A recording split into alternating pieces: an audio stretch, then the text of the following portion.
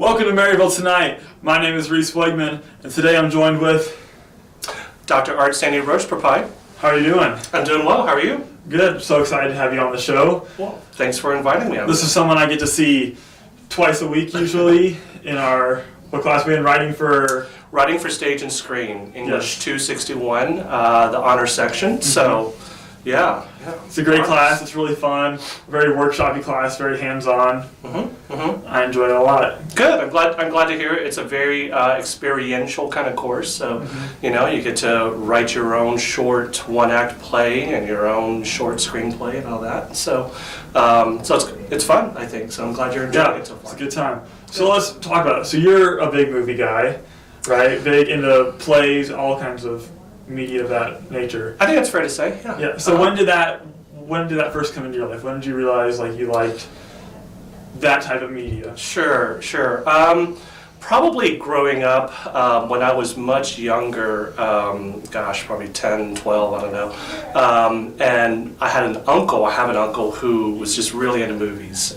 He currently lives in Thailand right now, and he, growing up, he loved movies. He loved watching, just films or just all kinds of different genres and stuff. And so he's the one that really exposed me. He was the one that took me to go see Empire Strikes Back, and, the one who showed me Monty Python and the Holy Grail for the first time. And just to hear him talk about movies, I could just tell he just loved them. He loved Lord of the Rings, the cartoon versions. That's way back when. For sure. And so that just kind of planted a seed in my mind of just once I started, when I had my own VCR, just kind of date me a little bit there. I just wanted to soak in as much film as I could, and so just get as exposed as I could to as many different genres and films. And so, and then once I got to grad school and realized that I could actually minor in film studies. Actually, no, undergrad was when I first minored in film studies, and then grad school, I just fell in love with the idea of not only watching movies but writing research papers about movies, right, being able to work on it academically. I mean, really be able to pursue something that you're interested in. Absolutely. When you do it like that, it doesn't feel like work. It feels more like fun. I mean, I did a paper on The Godfather, and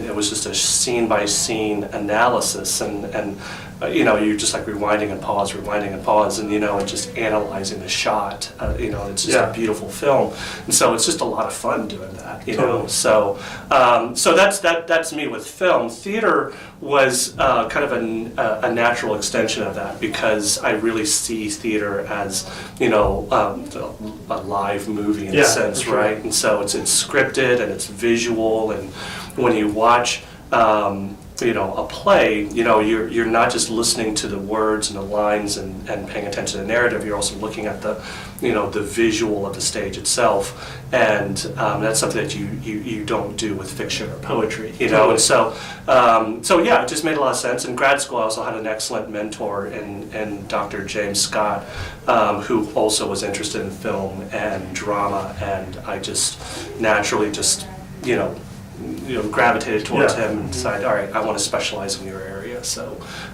so I'm doing my best to live up to his status there. So, and I think that happens a lot. Whenever you find something that you're really interested in, and you might pursue a career in later, you usually have that one mentor figure that really like you said, you really gravitated towards, and you really want to kind of emulate how they did things, and kind of.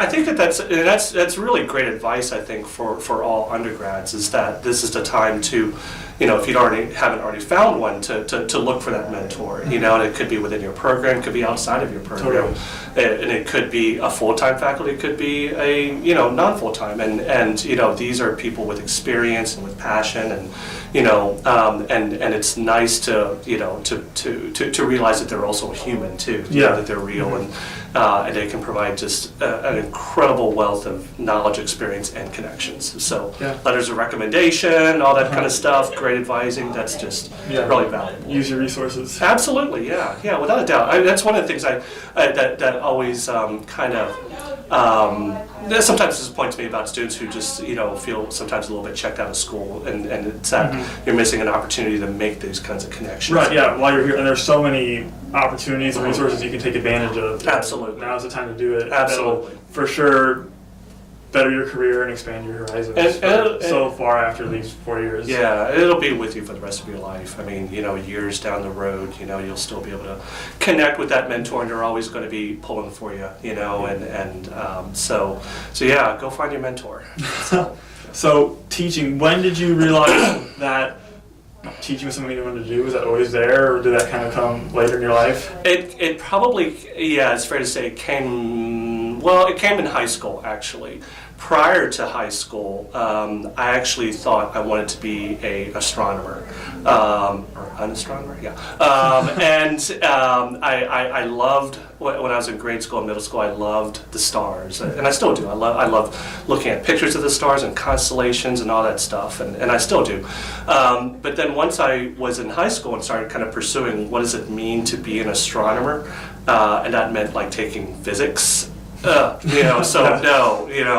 when I realized, okay, I do not have a mind for that kind of science and next level math, and realizing that everything I see up there is what we think is up there is so theoretical, and so that's when I started to become, I went to the complete opposite side of the spectrum, to English. And I was fortunate to have some excellent, passionate English teachers in high school that just they kind of saw in me that I was just really inspired by literature and art and those sort of things. And so I still credit Sister Deichel in Memphis Catholic High School as being the one who she was the one that gave me Fellowship of the Ring to read for the first time, and to Catcher in the Rye for the first time, and as opposed to anybody else. And so so there was that, and then just wanting to really be a part of that for the rest of my life. To get paid for thinking about and reading and talking about literature, and so teaching just naturally made sense. I knew I wanted to teach in college, though, because I knew I didn't have the heart to teach a room full of people like me. When I was in high school, not really paying attention, not really focused on school, and the idea being that in college, students are just more invested in what they're doing and stuff. Yeah. If you find my old senior yearbook, it says in there aspirations is to be a college English professor. So I got to live up to that thing. So no, for sure. I can't make a liar of myself. Put on my yearbook. So where did you go out of high school? Where did you go to college at? I went to college. Well, my first year of college was actually at Christian Brothers University in Memphis, which is where I was born and raised. Eventually, my sophomore year, I transferred to the University of Tennessee in Knoxville. Go Vols! I loved it. It was a great experience. Knoxville is over in East Tennessee, right by the Smoky Mountains, and it was just a beautiful location and great time. Then I went to graduate school at St. Louis University for too long. Not that I didn't like SLU. It just took me a little too long to finish my degree. It's a common story. Getting that PhD, can take a little bit longer than you anticipate. So. And you've been in school for years and years and years before that, and so you're just trying to get that PhD and just really finish out. Yeah. It's just a grind, I can imagine. Yeah, but definitely I'm a career student. I still think of myself as a student in a lot of ways. But boy, there are, in my mind, far worse things to be. I know some people they want to get out of school so badly, but for me, it's my world, that energy, that it's never the same, and you get to, if you're lucky enough, you get to teach what you're driven by and what you're passionate by, and you get to meet other people who are, feel the same, and so I'm thrilled to be where I'm at. And you get summers off. Well, to a degree. I used to get summers off. I used to get Christmases off too. And the reason why that's changed is because I'm now the assistant dean for the humanities, and that means I'm administration now. So that means my summers are actually pretty limited. Yeah. I get some time off. It's nice. Probably be a little bit more time off than most of the normal 9 to 5 people out there and stuff. But you're doing a lot of work in your 9 months that you're teaching. You're still getting a full year's worth of working in. For sure. Yeah. And in summers, I really can't complain. I still come up here, to my office, but the work is, just kind of mellow and not too fast paced. And then if I'm lucky, maybe I'm spending a month doing study abroad in Oxford, which I'm thrilled to be doing that this year. So, which I'd suggest you do it, man. All right, you would love sometime for sure. I want to study abroad. For sure. Whenever we get the time. Yeah. It's worth it. It's worth it to make the time and to find the resources to do it because you'll always look back on it as just an incredible experience. So how did you end up at Maryville? Let's talk about that for a second. So my path to Maryville started when I was in graduate school. Towards the end of my PhD studies, I eventually started teaching part-time at SLU as well as at Maryville for the first time. Maryville had hired quite a few instructors from SLU before.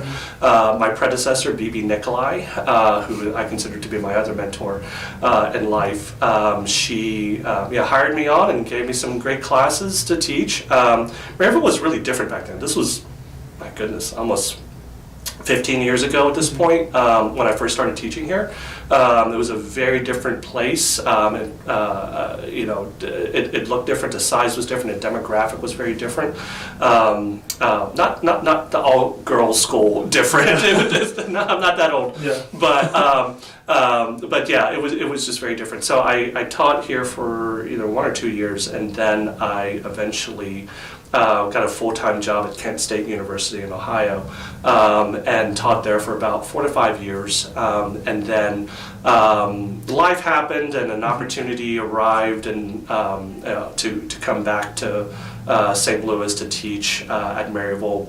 B.B. Nikolai still remembered me, so she gave me a couple of classes to teach part-time, and eventually part-time moved on to kind of full-time moved to full-time, and now I'm here. So this is something like my 5th year, I think, or 6th, something. So that's my path. So I've been here for quite a while. If you take out those 5 years in between. So Awesome. Well, we're glad you're here, and well, thank you. Great guy. Take a class with him. Some exciting stuff. Yeah. Well, this is one of the great things about teaching at Maryville is that you get to teach what you love and what you're driven by, and so,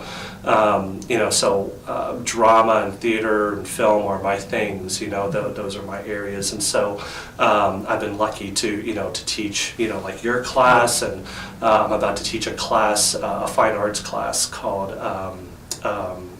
Drama at Maryville, and it's an opportunity for students who want to be a part of the drama club's play productions in the fall or the spring to be involved in it for credit. That's really cool. And so they can be performers if they pass the audition, or and if they don't pass, or if they want another role, then they can take on crew, they can take on stage and set design, costumes, all that stuff. That's a really great way to get more people involved too. Yeah.